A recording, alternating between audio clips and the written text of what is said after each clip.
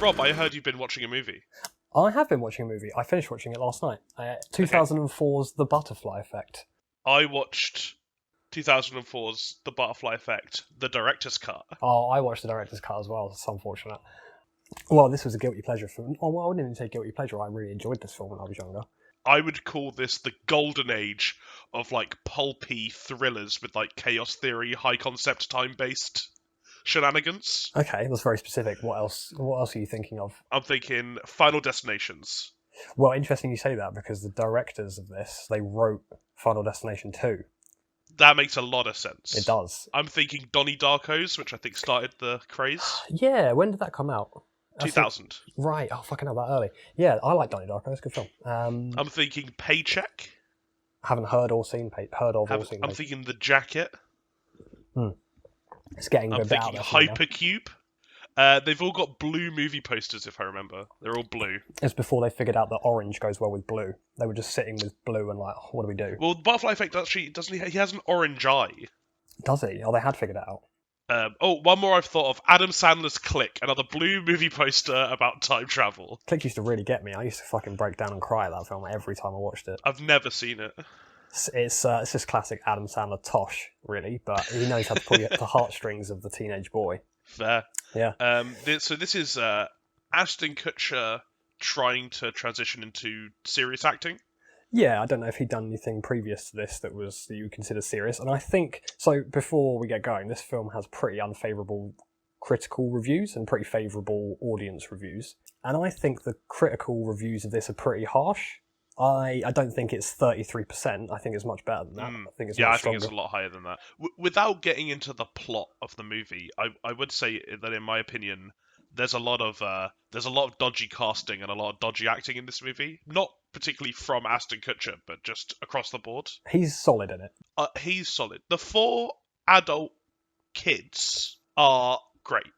So we've got Ashton Kutcher, we've got Amy Smart, who plays Kaylee.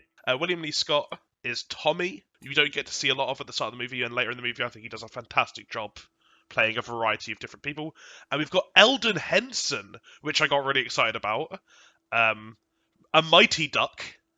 Oh, fuck, yeah, he is a Mighty Duck. One of the Mighty Ducks. He's also Daredevil, the Netflix adaptation. Oh, I never watched that. He plays Foggy Nelson. So while we meander about and gush about the movie, Rob, I've got a question for you. Yeah. Is this movie old gold? Oh man, do you know what? I think it might be. I think this is our first bit of gold, mate, in the movie genre. So it's got a real B-movie vibe. So in the behind the scenes, the writer-directors said they tried to write a movie so low budget that no one could turn it down. It's a good move. And it feels it. Yeah, it really does.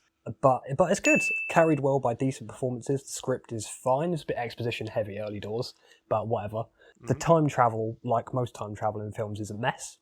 Oh yeah, we'll get into that. But we'll get into that. So I think we should start from the top. Evan is a kid who was unfortunately born with a condition where he frequently suffers blackouts. While being a dumbass kid, him and his friends murder a woman and her baby when they rig a postbox to blow. Evan tries to convince everyone it was for his hit TV show Punk'd, but they're not having any of it.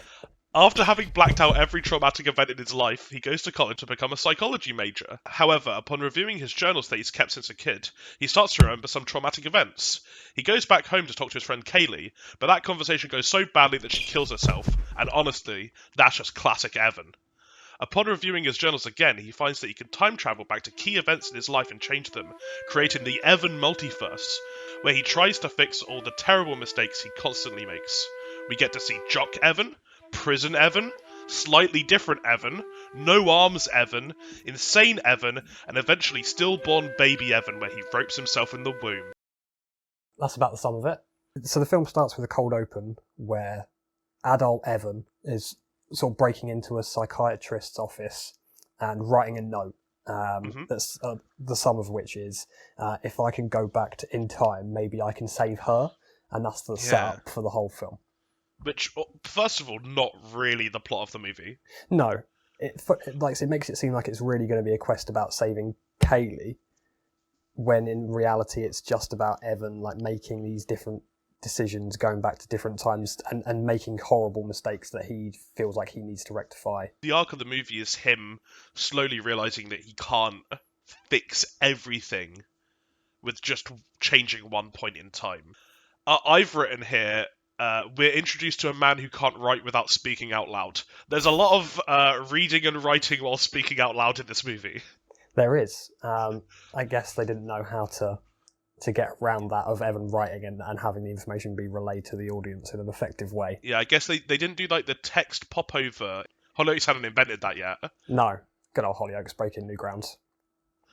So then we transition to that next scene where Evan's a kid and he's playing with his dog Crockett. It's the first thing you see, and as soon as you see that, you're like, that dog's fucking dying. I didn't even think of it.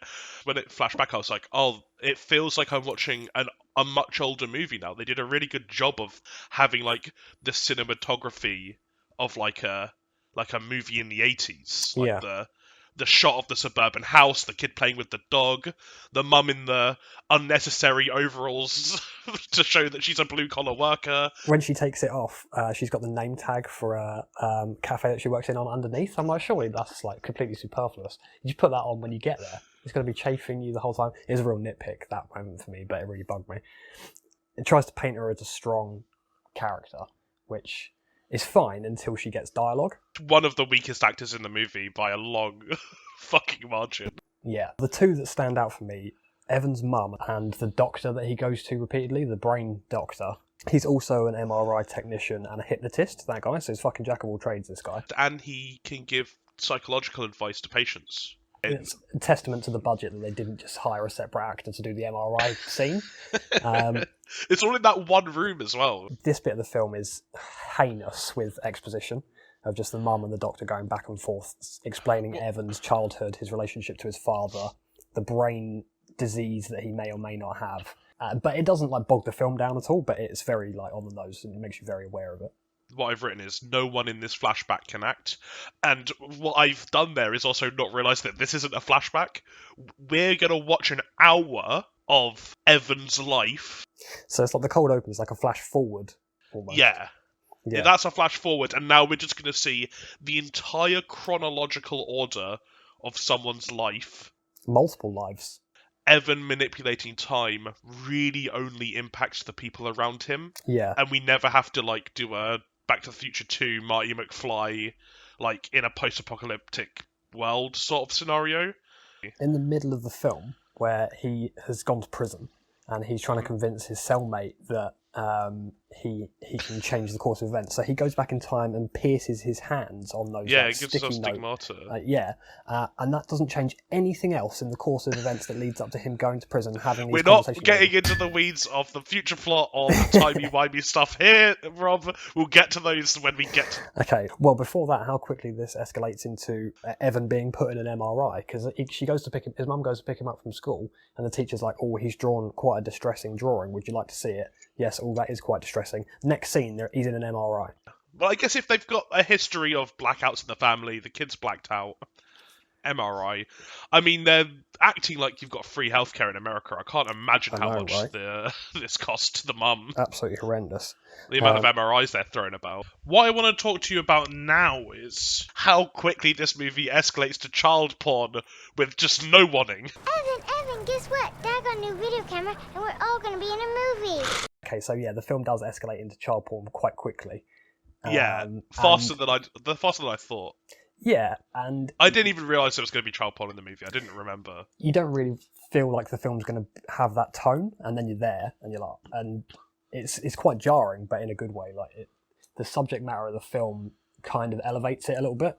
I think it totally works because it's not exploitative of its subject matter. It's a comparison. Later, he goes back and goes to the child porn scene again. Yeah. But in the initial one, we see how powerless and confused these kids are. Later, when he comes back with an adult's mindset, you see how much control he can have over that situation, and it's done quite tastefully.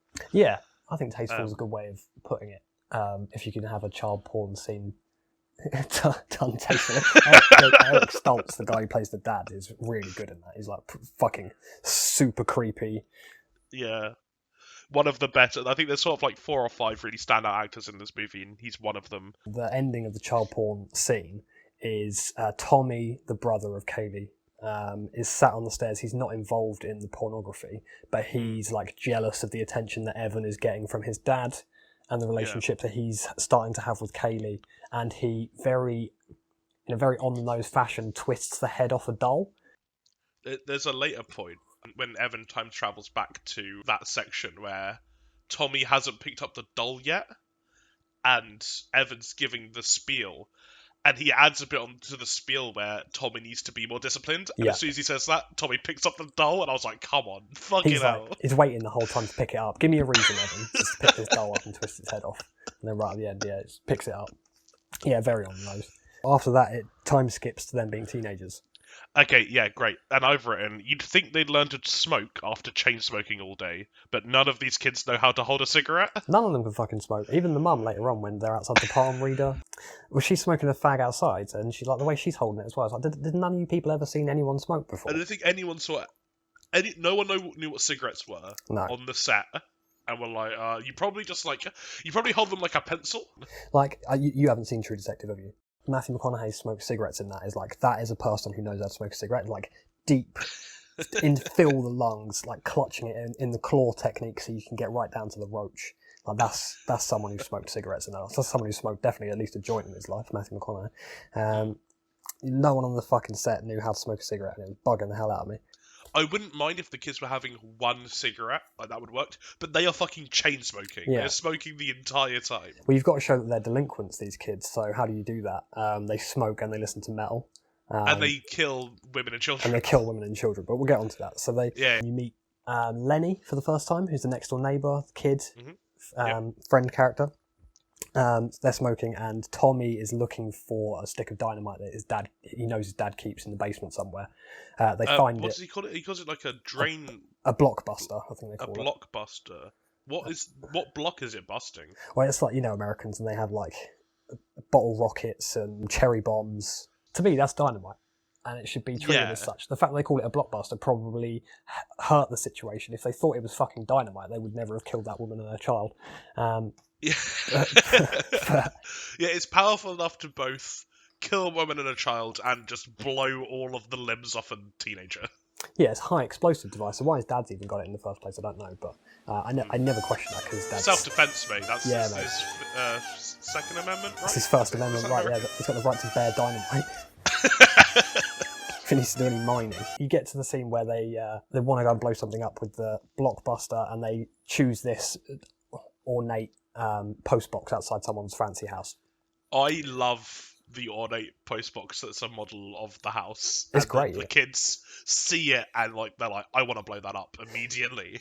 Something that makes that scene work is that I wasn't that bad of a teenager, but I can really see the appeal there and the lack of thinking something through, of being like, well, I've got this stick of dynamite, we're bored.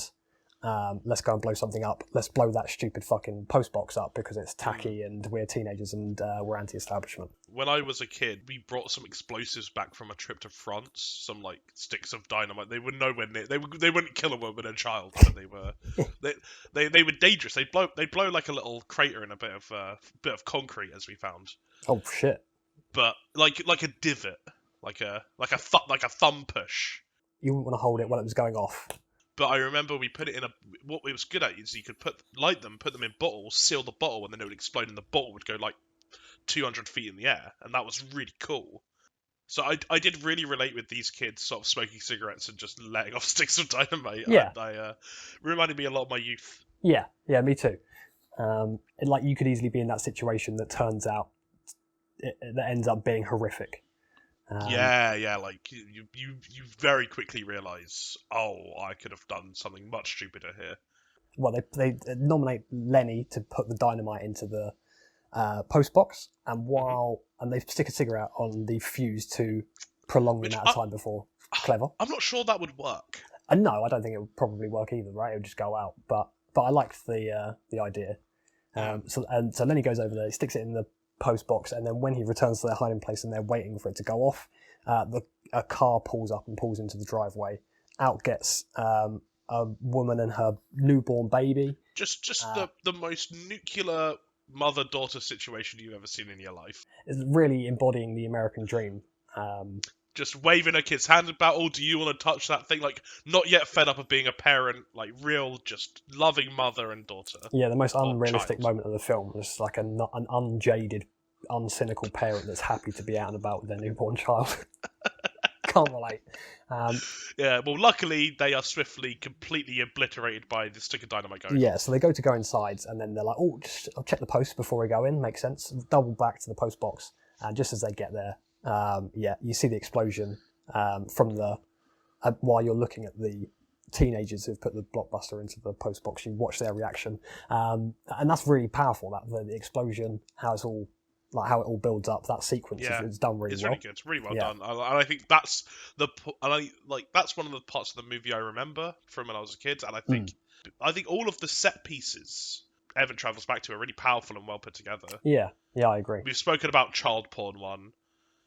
And this second one is particularly good. Well, now I'm thinking about it, actually, you don't see the full sum of that event until later on in the flashback. You just see them put the blockbuster in. You don't even see the car approach, do you? And then it cuts to them in the woods, and Lenny falls over. And then it cuts to Lenny being taken into an ambulance. Evan's mum grilling him about what's going on, what's happened. He says he's blacked it out. Then she takes him to the same doctor, because that's the only doctor in the state, by the looks of it. And he then does some hypnosis. And there's a bit where Evan's nose starts bleeding. And the practical effect on that works really well. It looks great. All the nose bleeding in this movie is good. There's just a lot fucking of good nose bleeding. Explodes right out there. It looks great. Something amusing about that scene is that Evan's clearly distressed by the hypnosis. He doesn't want to recall any more of the memory, and he's starting to get very distressed. And the doctor is like, "Fight it, push through." He's clearly having mental, psychological distress here. I don't know if push through is the medical advice I would give. Then his nose starts bleeding, and he's like, "Oh shit, I've taken this too far." Great film. Kaylee doesn't really like the movie and leaves the theatre. Yeah, so Kaylee, sad about the events that have transpired about her killing a woman and her baby. Evan doesn't really know what's happened, so is remaining ignorant of it. Doesn't really pick up on the fact that what they've done is horrendous and horrific, and is like, kind of like, "God, what happened? Tell me what happened, because I've blacked it out." And you guys seem really sad about it, and they clearly don't want to talk about it, but he keeps harping on. And then Kaylee's fucking miserable in the movie lobby, in the cinema lobby, and he says to her, "You really don't know how beautiful you are, do you?" And he's like kind of pissed off at her. It's one of the worst. It's proper teenage, angsty, like sort of like not very well written dialogue, but also like probably genuine things that have happened in the cinema lobbies of the world in the 90s. Between teenagers, you got to remember, this is the era where everyone's listening to Evanescence. Then Evan and Kaylee have a kiss, and Tommy comes out of the cinema just at the wrong time to see them kiss. Yeah, and so he's marching over to them to he really wants to give Evan a piece of his mind. And as he's walking over there, just an adult just trips him over for no reason. Which, fair. When you see Tommy in the film, like, fair enough, he's such an irritating little runt. I can sympathise with someone's motivations just to push him over for no reason. But yeah, this man has... And the woman's like, "Why did you do that?" And he's like, "It's just funny." And then Tommy gets up and just beats the shit out of this man. It's just sort of like Steven Seagal's him, just grabs a random object and just fucking beats the shit out of him. That's where Tommy's character kind of fails a little bit for me, because I think Tommy works as like a devious little psycho, but he doesn't work as like a thug. He's so short, the kid, like compared to all the rest of them. And I'm sorry, short people, but you're just not intimidating as a rule. So to have him like batter an adult and then security come and wrestle him away, and then he gives Evan that look, it's like, I just didn't find it very intimidating. There's several parts of the movie where someone shows a level of technical prowess and martial arts that they should not possess.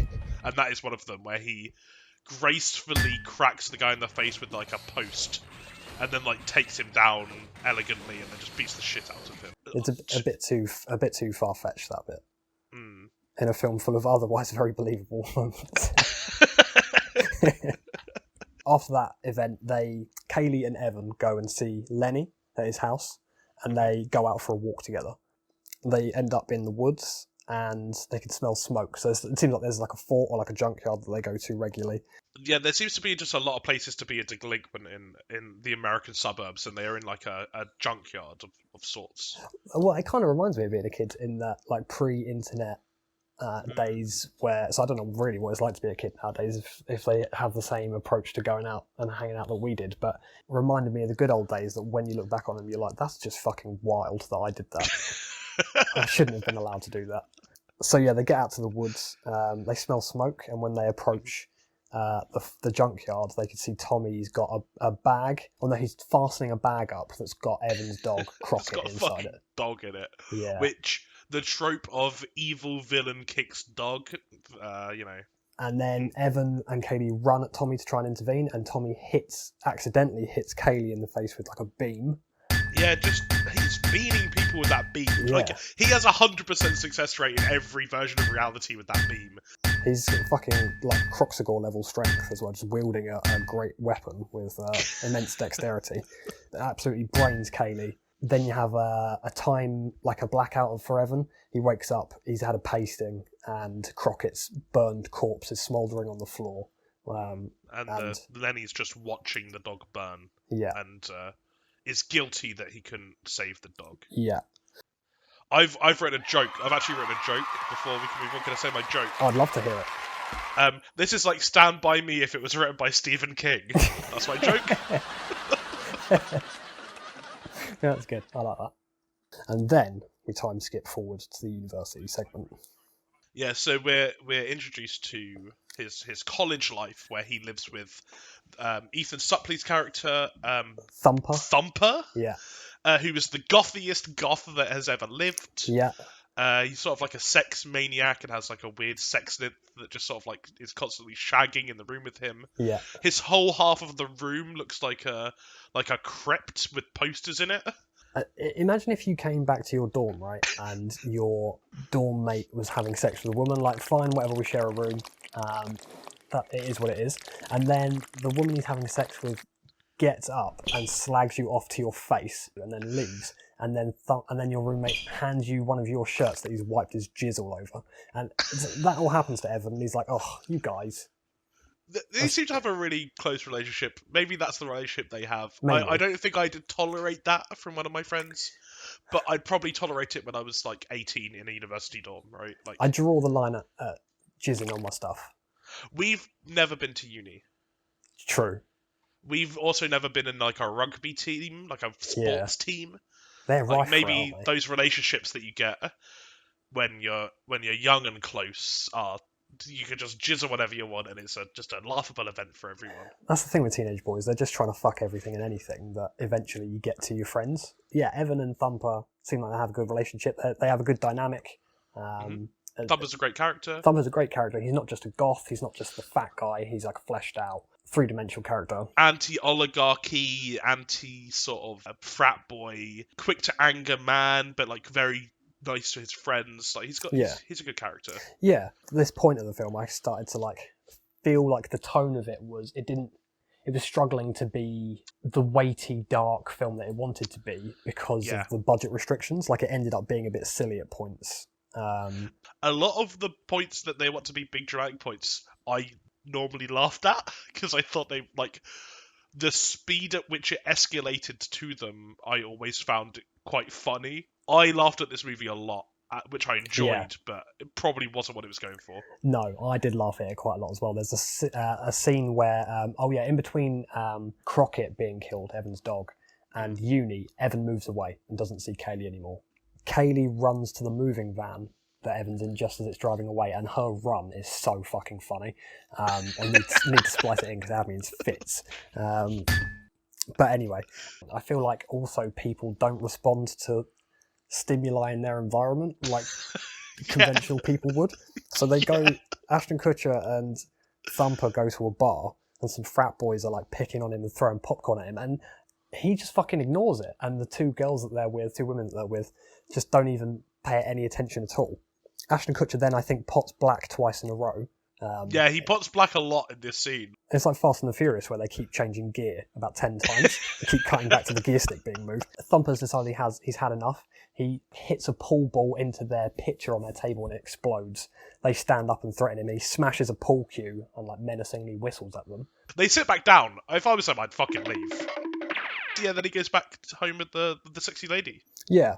Crop tops akimbo, by the way, this movie. Well, yeah, testament to the early 2000s fashion again. We have short sleeves over long sleeves at one point, crop tops.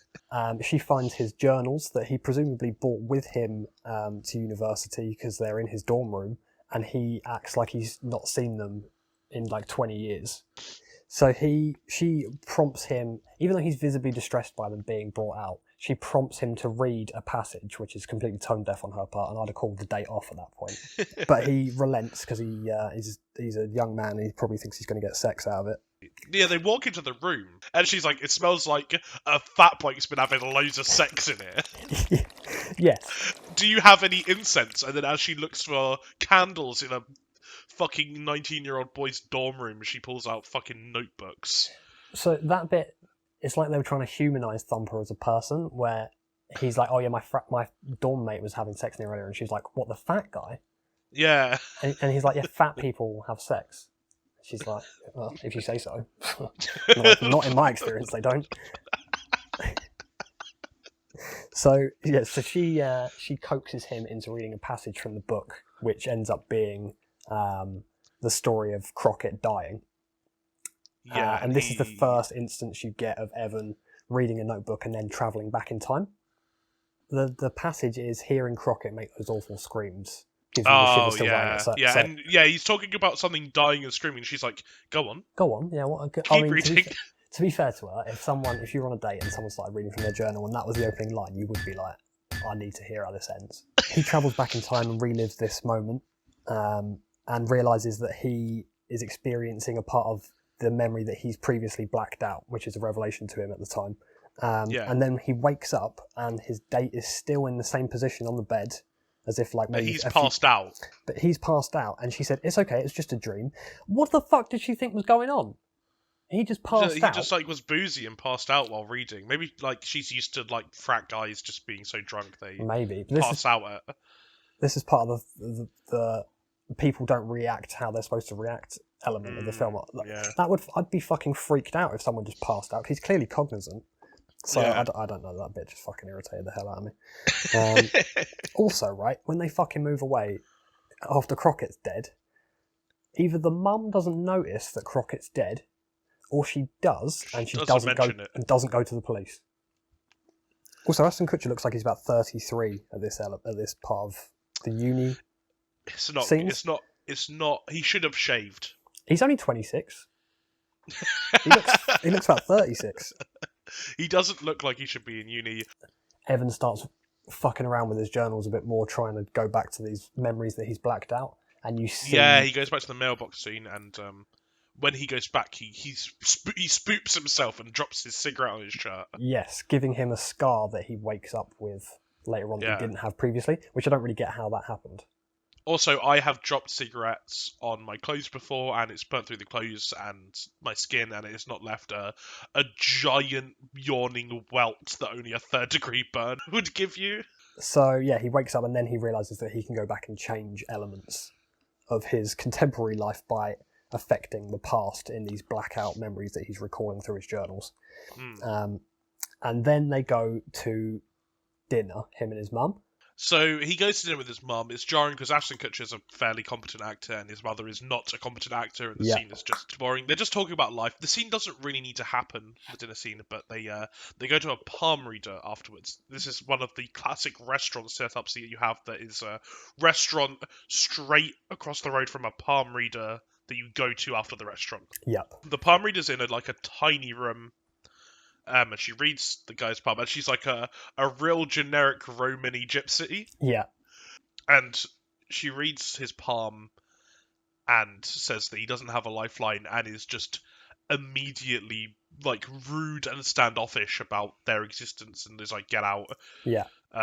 Doesn't play to the crowd. She's there for money. She's not she's not there to save the world or anything. She's there for money. They give her money instead of being like, oh yeah, you'll get married, whatever, yada yada. She's like, no, you should not exist. She has job integrity, doesn't she? She's doing it to the full extent of her abilities. But she's That so is true. she's so certain 5 seconds after reading his palm that she's read it correctly that she calls him like a soulless aberration, basically. Yeah.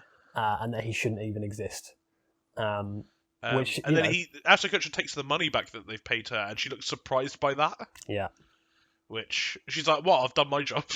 Next, Evan, in an attempt to dredge up the past, he goes to see Lenny, right? And just an airfix wizard. Airfix wizard, and Lenny is kind of he's what's the word? He's like catatonic almost. Catatonic, yeah, thank you. And he's only able to sort of like repeat traumatizing phrases and scenarios. He's a real method. I've written that here that he's a real method actor. Like when asked what happened, he acts out the whole scene in its totality. Wow, Lenny, I can't make one peep, and I swear you'll be your last, motherfucker. This is also Eldon Henson's character. Yeah, when you first see him. Which is our first introduction. Happy to see him. Happy to see the Mighty Duck. Great guy. Yeah, also happy to see the next person that Evan goes to see when he's dredging up his past, Amy Smart, a woman of the late 90s, early 2000s, before sort of retiring to low-rated B-movie trash, which is weird because everything I remember seeing her in, she's good. She's like varied. Acting is exhausting though, isn't it? Go to a B-movie. Do those Nick Cage B-movies, get that check. So Evan goes back to see Kaylee, who's now working in like a diner in their old hometown. Life's not going her way, but she's happy to see Evan. They get into like a long emotional conversation about their childhood where Evan brings up the sexual assault that he suffered at the hands of her dad that he doesn't really remember, but he's trying to get her to talk about. And she gets very distressed and makes some very valid points about the fact that Evan's just being a selfish twat trying to dredge up the past just because he had a bad memory, despite the fact that Kaylee's had to live with this her whole life. She's had no one to go to about this and has had to live with the memory. He very much has passed the memory and it hasn't affected him, and she's alone in remembering this event, this traumatic event, despite having her best friend there with her. When she just freaks out, I was like, yeah, too fucking right. Yeah. And then she says to him, if I was so important to you, why did you leave me here to rot? It's a fucking valid point. Very valid point. He's just being a tourist in his own life because he is afforded the luxury of not remembering it, where she gets to live there. If he didn't have time travel powers, I feel like Evan's arc would be he goes to uni, sees what uni life is about, gets a degree, gets a good job, and then goes back and saves his childhood sweetheart. Like, I feel like that's the arc of the character if this was like a normal rom-com movie. But like he's gone back too early in that arc, and therefore for selfish reasons, and therefore she's gotten upset about it. But I don't think he would never have gone back. No, he does say, I'll come back for you. He doesn't really say, I'll come back for you soon. So he then returns to his dorm room and he's got a message left on his voicemail. Motherfucker. Last night she cried on the phone for over an hour to me. She said you came and saw her last night. She fucking killed herself tonight. She's dead. And so are you.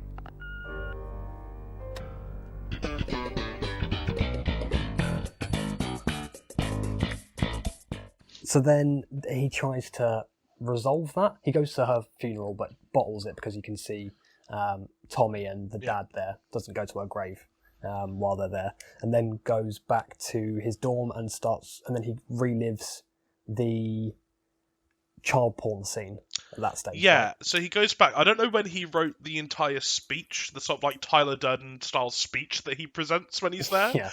But he goes back to make sure child porn doesn't happen and just has a real diatribe. It seems like he hasn't really thought it through, but he's in the moment when he gets back and he's monologuing. He has like a flawless monologue about the impact of what he's doing on his daughter and how she'll become an empty husk of a person and so on. It's a bit rambly, really. It is, and I also don't know how effective that would be against someone who's already sexually assaulted their children. Yes, but also the fact that this adult is now having a kid who clearly knows what the fuck they're talking about. Because the dad says, like, how are you doing this? As if like, he's like channeling some. He's channeled Chris Hansen and is just monologuing at the guy. Come on in over here. Have a seat there. And he finishes that monologue by saying, don't you ever fucking touch Kaylee again. And also, while you're at it, you do want to discipline Tommy, because that kid's a fucking psycho. Which, fair. Well, no, not fair. I don't know, he did set fire to his dog. Not at that stage he hadn't. But he's on the path to. He's on the path to, but more tender, loving care and parental attention and affection would go a long way. I don't think abuse and beatings... He hasn't thought that one through there. He's just finished his really long monologue that he didn't know he was going to do. Like, he's in the moment. I mean, he is a psychology major, though. You'd think he'd have some insight into the raising of children. So then they resolve that scene, and Evan now wakes up in a completely different life, where he's now a frat boy. He wakes up in a frat house with Kaylee as his girlfriend, longtime girlfriend, by his side. He struggles to transition into this in a seamless way. He keeps asking these silly questions where the audience is like, yes, you're obviously now living in a different life, but he struggles to be like... Well, this is the first time he's actually come back to a different reality, right? Yeah. I think he's shocked that he's changed. Like, he hasn't quite processed that he's changed the world in some sort of catastrophic way. So he goes to take a shower, and literally every single woman that he passes on the way gives him fuck me eyes. Like, he's the most irresistible man they've ever seen. And then a naked woman basically... just has like a casual conversation with him with a hint of flirting in there, and but they know each other. It's just never happened, has it? It's just needless. It was like they just had to get some fucking tits. There was a lot of tits in this scene. They just had to get some tits in the scene because it was the early 2000s, and they thought that's what you did for the dads. For the dads. For the dads. No dads watch this movie. No. I also like that when Evan's life sort of drastically improves in this new reality, he never listens to metal, and therefore like becomes like this frat boy persona, because metalheads only like arise from traumatizing childhoods. Yeah, it's unclear why he becomes a frat boy.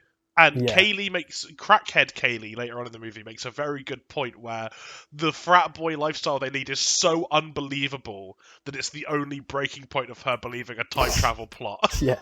You know, there's one major hole in your story. There's no fucking way on this planet or any other I would ever be in some fucking sorority.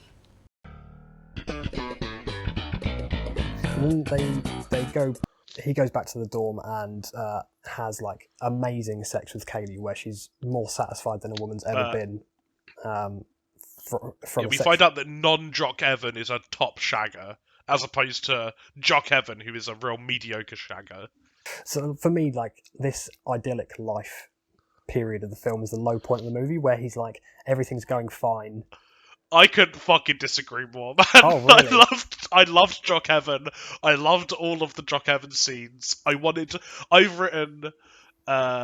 the movie turned on a dime and became about Frat Evan as a team comedy for the rest of the movie. I loved every second of it. Not another butterfly effect. I found it a bit tedious. Like he didn't know where he wanted to go from this point.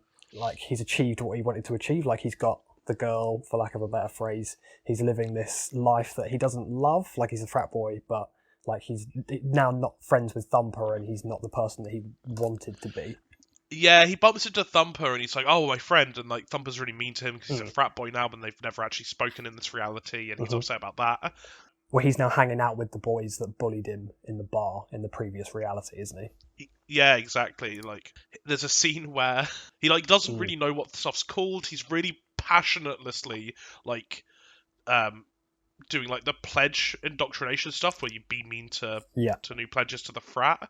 Everyone's looking at him, he's like, what the fuck are you doing? And he's sort of like mindlessly saying words to them, but then suddenly like part of his brain channels Frat Evan, and he barks the entire Greek alphabet at a man, like the scene out of Vampire's Kiss with Nicolas Cage, where he says the entire alphabet. Alpha, beta, gamma, delta, plus, beta, eta, theta, alpha, kappa, lambda, mu, mu, xi, alpha, pi, rho, sigma, tau, epsilon, phi, chi, psi, omega, sir. Baby, that's fucking look at me. T-U-V-W-X-Y-Z! Huh? That's all you have to do! Very good. You know your alphabet. I'm going to add that to my people saying the entire alphabet angrily quick cut compilation, because I'm a big fan of that. Looking forward to the release on that one.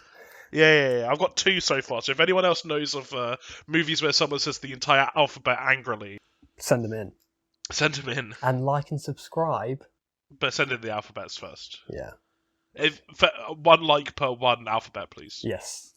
Fair trade. Don't like this video if you don't have an alphabet to send in. I enjoyed that scene. Evan wrestling with his brain chemistry being rewritten and his brain structure. Yeah. This was earlier on. You said that you wish there was more of this. I think this is an example where it's done well. Yes, yeah, I agree. The rest of it was kind of watching him flounder around, where I'm like, yes, I know that your life is different now and you're transitioning, but you don't have to make such a fucking meal of it the whole time. He does make a bit of a meal of it. Just he doesn't. I think it's because if you woke up as a frat boy right now, you wouldn't just be like, all right, I'll just jump in 2 feet into this. You would be like, oh, this is a faff, isn't it? I don't actually like any of this stuff. You would, but you'd acknowledge that the relationships you had might not be how you expect them to be, and approach scenarios with that in mind. Not just dive in all these people are exactly how they were in the previous reality when I left them, so I'll just engage with them in exactly the same way. I just thought that was stupid. Yeah, at one point, Kaylee's like, it's weird that now, since the other day, you walk differently, talk differently, and act like a completely different human being. And he's like, oh yeah, ignore that. Don't worry about that. Don't worry about any of that. So then Evan takes Kaylee out to a nice dinner, which is also not true to form for him, and she picks up on that. She's like, this is lovely. She's like, why are you being nice to me? Normally you treat me like a fucking giant piece of shit. Normally you behave like a frat boy, which is, which isn't a deal breaker, but you're not the nicest person in the world. His car gets trashed by Tommy, who it turns out has recently been released from prison. As a calling card, he puts a dog collar from... Did he buy that? From Crockett, right? Does he still kill Crockett in this reality? He does still, but has he held on to the dog collar? I don't... I guess so. Did he keep it as a trophy? It works. Evan then scrambles to find something to defend himself in the dorm room, getting pepper spray and making a reference about finding a gun. And she's like, why? Yeah, she's like, don't be ridiculous. He's like, why would you need a gun? Because I'll kill this motherfucker if he comes near me, that's why. Which is accurate. And then the simplest of all traps is laid for Evan, where they're out for a walk, and then he's like, oh, it's my jacket. And then he approaches it, and then Tommy casually walks around from behind the tree that the jacket's in front of to confront him. And it just makes me think, whenever you see shit like that, how long were you there for? Waiting around. Just waiting. With a baseball he could have bat just in walked out from behind the tree. He could just run up and fucking beamed him with the baseball just, bat. started it. And then, you see Tommy for the first time as an adult, and he's from New Jersey all of a sudden. They have a confrontation, and Tommy starts beating Evan with a baseball bat. Evan manages to get the mace out of his pocket, defends himself, and then beats Tommy over the head with a baseball bat, pulps him. So from that, Evan then goes to prison. Evan later on looks back and he's like, why does everything I do go wrong? You could have just not murdered that person and lived in this reality fine. You killed a man on purpose in a fit of anger. Just show a little bit of restraint. Yeah, and everything would be fine. There is a little bit woe is me when he's in prison, where it's like, this is all your fucking fault from the decisions that you made.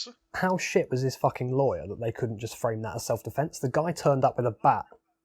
If Evan had the bat on him as for self-defense and killed the guy, maybe, because they're like, oh, it's your bat. No, you killed the guy with the weapon that he attacked you with. I don't... And he's not going to, a holding facility. It looks like fucking San Quentin or something like that, full of serial killers and rapists. I was like, is there no, sort of transitionary prison that I can go to before this? Like an Orange is the New Black sort of situation. Where can I go to Australia? You send me there for a bit. I'll do some mining.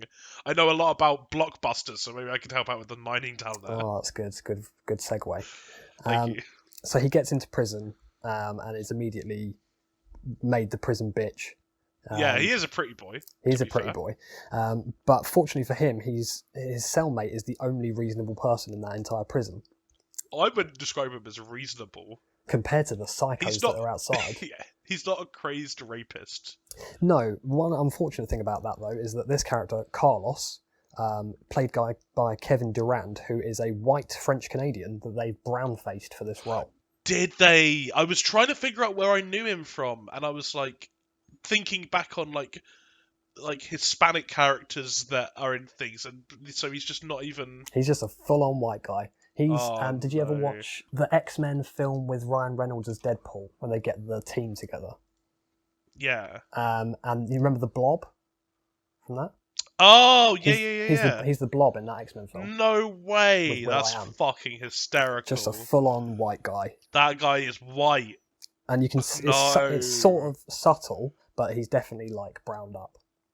Yeah. Rough. Cancel it. Cancel the review. Cancelled Butterfly Effect cancelled. Poor taste. And there's no Latin Americans that you could have hired for that role. There's None just at all. not that many people of color in the movie in general. We picked this movie specifically because we didn't want to get into like fucking SJW subjects like the last two movies. And look at us go. You can't help ourselves. It's been 20 years since this film came out. And it's amazing to see how much the culture's just developed, and like this is totally fucking unacceptable now. It's really bad. So Evan's gets raped by the Aryans in the prison. Just amazing. I really glossed over as well. Another scene that really made me laugh because like it cuts. Like they drag him out of the bed. It cuts to the outside and you just hear him screaming. Yeah.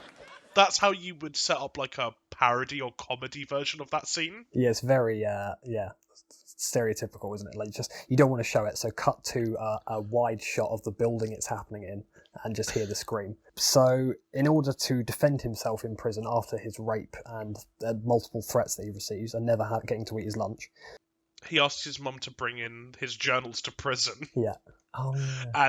And he's carrying them through and they beat the shit out of him and take his journals away, and then like throughout all the scenes there's just like people with glasses on, like a skinhead Nazi with glasses on, like perusing his journal, like reading out entries to him. Yeah. I don't know if the people with lines and dialogue were, but all the people in the prison, definitely as extras, were all prisoners, and they filmed it in a real prison. So, really? So fair play for that. That's pretty interesting. That's a really hardcore. cool way to do it. Yeah, instant production value. So then he says to Carlos, if I can prove to you that I've got like God's favour or something like that, or I can change stuff. But he basically proves it to him by going back to the timeline that he blacked out, making the drawing when he was like a 7-year-old, and piercing his hands on those post-it note holders. And when he comes back, Carlos says, "Oh, you've got stigmata," but nothing else on the lead up to that event has changed. The only thing that's changed now is he's got scars on his hands. But in the main timeline, Evan at one point blacked out and drew a picture of him killing some people. It's implied that in the future, Evan goes back to go change the fate of his hands by going back to this point and slamming his hands on some nails. So then, which Evan went back and drew the picture? Couldn't tell you. Couldn't tell me. It's the same with the knife when he goes back to get the knife. Yeah, the time travel is a mess. Maybe we shouldn't try and... Look, we're going to say up front here, this is the big witch about the time travel. Badly done. Yeah, and also, like, how does he engage with the time travel? Can all people go back in time if they just, like, engage with some stimuli from their past? That's why I want to see the extended universe. Yeah, well, there's 2 more films, so mate, we need to get stuck in. I'm not watching those. Tell you that for free. Right, so he goes into the Aryans' prison cell and says, like, "Oh, I know you've got to join a gang to survive in here, so I'm not going to join up with any black people racial slurs, any black people or Mexicans. Just a real list of racial slurs. And I'm not Jewish, so I'm down with the Aryans, baby. So shall I fillet thee now or fillet thee later?" And they say, "Now, please." Yeah, and they go for a double bloozer. Yeah, and he gets down, gets a shank, and murders the first guy. Carlos runs in and absolutely uppercuts the guy from hell. That guy's not going to be a Butterfly Effect too. Do that for free. that guy's nose is ruined for life now. Carlos holds the cell door shut while the other Aryans are trying to get in to avenge. Like hundreds of men are trying to get in. And Evan like quickly reads his journal in an attempt to leave this reality. Fuck Carlos though. What if every time you go back you make another reality that exists that's parallel? So you're just leaving all of these fucking timelines in ruin for these people that you interact with. I mean, Carlos was a ride or die kind of guy, wasn't he? He said as soon as he saw the stigmata, "I'm yours." Yeah, he was. I'm in. I'll die for this. I'm in. I would also like to say that I really like the transition VFX in this movie. Yes, they work really well. They're really effective. There's a VFX breakdown where they talk through it. There's a lot of different early versions of them that look like absolute dog shit. Originally, they were just going to have hard cuts, but they got a bit more budget to do it. Yeah, it looks good. So yeah, they end up back at the junkyard just before the showdown with Tommy, where he kills Crockett, and Evan says to Lenny, "Here's like a shard of metal. Cut the rope." And then he says, "Murder Tommy in cold blood. Got it." Yeah. And they they go and do that. So they cut to Evan waking up from his beating, and he makes a reasonable request of Tommy to let Crockett go. "I'll leave Kaylee alone. If you do this to Crockett, you'll go to juvie, and your dad will sexually assault your sister, and you don't want that to happen." And Tommy's like, "Yeah, all good points." Puts down the flaming torch that he was going to use to kill Crockett, and Lenny just appears behind him and mercilessly murders him by stabbing him in the back with a shard. It was like, Evan just cannot catch a break. Can't catch a break. It was like in a video game where you've tried everything else, you can't get past the level, and it's like, I guess I'll kill Tommy on this playthrough. No, that still didn't work. It just the sort of calmness in Lenny's eyes where he murders him is just like bizarre. It's a bizarre decision for the actor and the directors to have it go down that way, but yeah. We now have a reality that's basically the same, but it's just slightly different. Yeah, and Lenny is in an insane asylum, shackled to a bed. They just shackle him to a bed and leave him in a room all day. All day, because he murdered someone as a child. Yeah, and like he seems really reasonable. Like Evan goes to go speak to him, and he's like, "You knew something would happen when you put that shard of metal in my hand, didn't you?" He's like, "Yeah, I did." And Evan was like, "Yeah, I didn't think you fucking just murder one of our friends, though." No. And then he's like, "You should be here instead of me." That's totally unfair. I didn't say fucking kill the guy. I said cut the rope. And you just took it completely upon yourself to murder Tommy. That's nothing to do with me, so I'm not going to feel bad about that, Lenny. So yeah, they keep him on that table all day. He goes to the doctor and he's like playing around in a wheelchair, which I like as a bit of foreshadowing for the next time manipulation. He's getting some time in before he has to do it for real. So this is like the hour and a half point of the film, and I was like amazed that an hour and a half had gone by. Yeah, man, so much has happened. And it's like 3 or 4 movies worth of like plot, like character development, right? Because all of these characters have had different arcs. So even though Evan is slightly different in this reality, Kaylee is now methed up prostitute Kaylee. Yeah, I've written, "We're just all one friend murdering our brother away from becoming a heroin-riddled prostitute." I think that's a fair point. I guess then she's like quite badly treated by her dad from that point, yeah. And so on. And that's the path laid out for her. Yeah, true. Yeah. So he goes to see Kaylee, and she's now a prostitute living in this rundown apartment. Evan says, "I've been where you've been," in like reference to like her situation. Not true at all. Nothing you've been in has been as bad as her life. No. Even when you were in prison getting assaulted, it's not as bad as what has happened to this person. Well, she's getting raped regularly. Yeah. As a prostitute. It's a real hazard of your employment is that's going to happen very frequently, I imagine, with no regulation. So you were there once, Evan. But you haven't lived this life. Yeah, it was very privileged statement from Evan there at that point. And he tells her the story of where he's been so far and tries to convince her by telling her these intimate details about her. So if this was me, if I was in Evan's position, I would try and resolve all of my problems, never mentioning that I'm a time traveller. Never ever. Never mention it. It's only going to make things harder. Yeah. And she's like, "Whether I believe you or not," and she again makes some great points, like, he just does damage every time he goes to see her. He dredges up people's pasts. He just plays the tourist of his own life and his own memories, having not been really that badly affected by them. He's quite successful. He's intelligent. He's charismatic. He's funny. She bears the burden of these decisions that Evan makes every time he interferes with the timelines, and he just still doesn't pick up on the fact. Her life situation is so delicately balanced between her father being a horrible person, and her brother being a horrible person and wanting to defend her. That when Evan makes these decisions such as, "Oh, we'll just take Tommy out of the picture because he's an arsehole," just catastrophic events for everyone else but him. He says to her, "Every time I try and help someone, everything turns to shit." And I've written, he must be forgetting about the timeline where everything was fine, but then he lost control of the fight and murdered someone. Yeah, just go back to that one. Yeah, like you fixed it. You've done it. You've done it. Frat Evan was a perfectly fine timeline. Just go back to that. Yeah, good point. Don't get that. Just go back and redo that scene. So they go back to the Blockbuster memory, and he warns the woman away from going to the mailbox. Tommy then dump tackles the woman and her baby to the ground, and the baby makes a fucking hilarious sound effect. And the dynamite blows up and turns Evan into a complete quadriplegic, right? Yeah, legs and arms just gone. In this reality, Kaylee is with Lenny, and they're all in one sort of dorm together. Again, Aston Kutcher wakes up to just fucking someone shagging in the bed next to him. People getting motted out. This time, it's him being cucked. Yeah. This, to me, suggests that Kaylee's character is just a gold digger for limbs. She was just going to end up with the guy with the most amount of arms. Because of this, Evan never moved away. Yeah.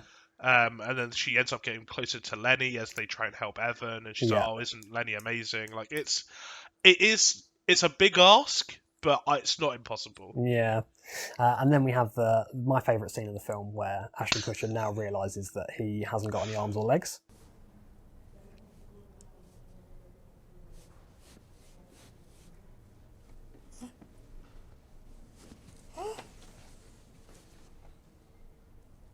What the fuck is this?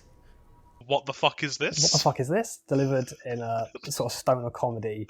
Oh, it's so good. In the behind-the-scenes footage, there's a bunch of it where he's wearing the green suit on both his arms, so I'll put some of that in as well. Yeah, great. Look, I can't wait to fucking see that. They go and meet Tommy, who's now like a reformed Christian. Great. This is where the actor of Tommy gets to really shine. A perfect bit of visual acting where he walks up to Evan and then hits him with a pamphlet in like a really playful way that just says, "This guy is now harmless." Like, he's a good guy. I fucking loved it. That cracked me up.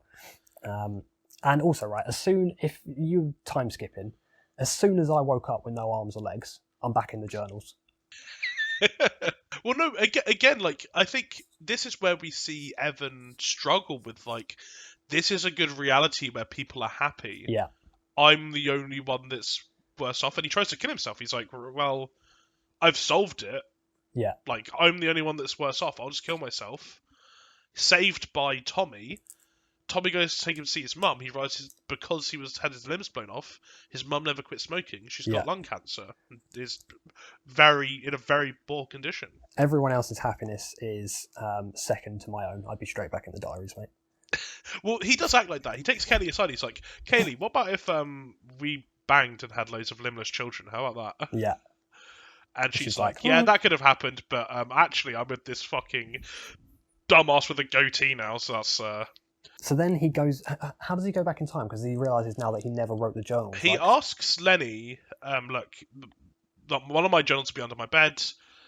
Give it to me, and I'll read bits." And like he flips to the right pages, and eventually he finds the child porn section again. Yeah.